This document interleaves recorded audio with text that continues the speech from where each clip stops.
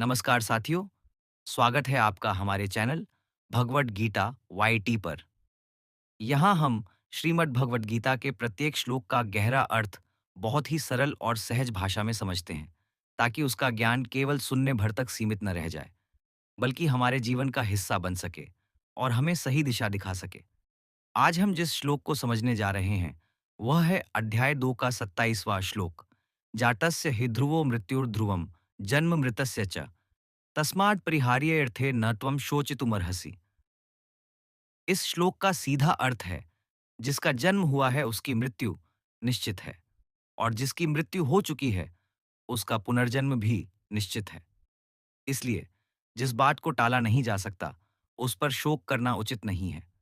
अब जरा गहराई से सोचते हैं। भगवान श्री कृष्ण यहाँ अर्जुन से कह रहे हैं कि मृत्यु और जन्म जीवन के ऐसे नियम हैं जिन्हें कोई भी बदल नहीं सकता। यह प्रकृति का अटल सत्य है। जैसे सुबह होने के बाद शाम आना निश्चित है, वैसे ही जन्म लेने के बाद मृत्यु आना निश्चित है, और मृत्यु के बाद आत्मा का नया शरीर पाना भी निश्चित है। श्री कृष्ण अर्जुन को यह समझाना चाहते हैं कि अगर मृत्यु का दुख इतना बड़ा होता कि इंसान हमेशा उसी में डूबा रहता, तो दुनिया कभी आगे बढ़ ही नहीं पाती। सोचिए, अगर हर व्यक्ति केवल मृत्यु के डर में जीता, तो कोई काम ही न कर पाता। लेकिन जीवन आगे बढ़ता है, क्योंकि यह चक्र चलता रहता है। जन्म और मृत्यु का यह चक्र निरंतर है। अगर हम इसे अपने जीवन से जोड़ें, तो हम देखेंगे कि बहुत बार हम किसी की मृत्यु या अपने भविष्य को लेकर इतना दुखी या चिंतित हो जाते हैं कि वर्तमान को ही खो देते हैं।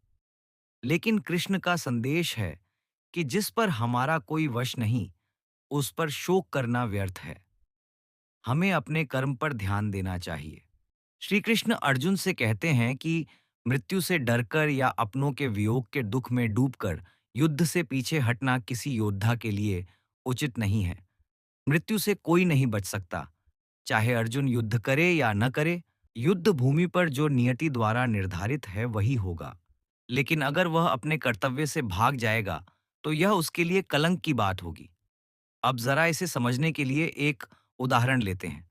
जैसे कोई व्यक्ति बहुत बड़ा पेड़ लगाता है। वह बीज बोता है, पौधा सींचता है, और समय के साथ वह पौधा बड़ा पेड़ बन जाता है।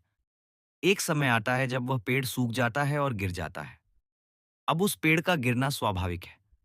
अगर कोई इस बात पर केवल शोक करता रहे, पेड़ क्यों गिर गया, तो वह दूसरा पेड़ लगाने का अवसर खो देगा।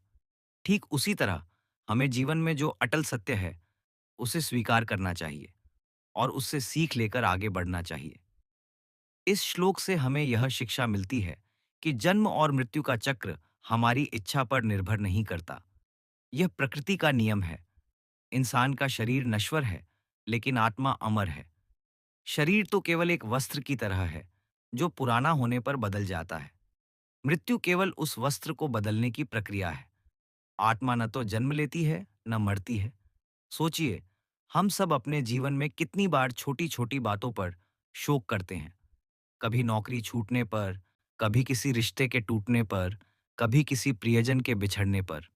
यह सब स्वाभाविक है, लेकिन अगर हम इसमें इतना डूब जाएं कि अपने जीवन का उद्देश्य ही भूल जाएं, तो यह बुद्धिमानी नहीं होगी।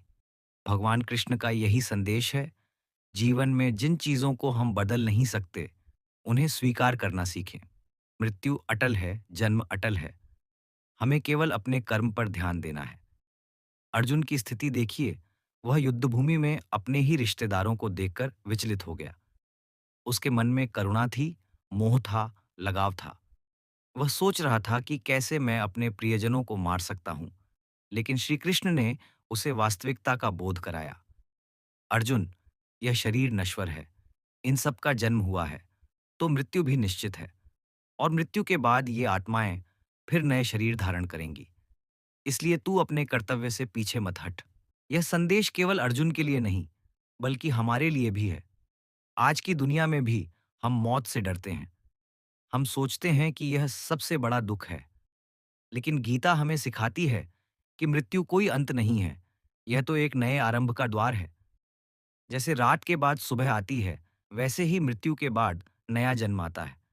अगर हम इस सत्य को गहराई से समझ लें, तो हमारा जीवन बदल सकता है। हम छोटी-छोटी बातों पर दुखी होना छोड़ देंगे। हम हर क्षण को अच्छे से जीना सीखेंगे, क्योंकि हमें पता होगा कि हर चीज़ अस्थायी है। भगवान कृष्ण यह भी सिखाते हैं कि जब मृत्यु अपरिहार्य है, तो उसका डर क्यों? उसका शोक क्यों? अगर हम शोक में डूबे रहेंगे, तो वर्तमान का मूल्य खो देंगे। लेकिन अगर हम इसे स्वीकार कर लें, तो हम निर्भीक होकर कर्म कर पाएंगे। अब सोचिए, ये ज्ञान हमें कहाँ ले जाता है? अगर मृत्यु निश्चित है, तो हमें अपने जीवन को सार्थक बनाना चाहिए। हमें ऐसे कर्म करने चाहिए जो न केवल हमारे लिए बल्कि समाज और दुनिया के लिए उपयोगी हों। मृत्यु से पहले अगर हम अपना कर्तव्य ईमानदारी से निभा लें, तो जीवन सफल है। इसीलिए भगवान कृष्ण कहते हैं, अर्जुन, तू शोक मत कर। तू केवल अपने धर्म और अपने कर्तव्य का पालन कर। मृत्यु और जन्म का यह चक्र तू बदल नहीं सकता।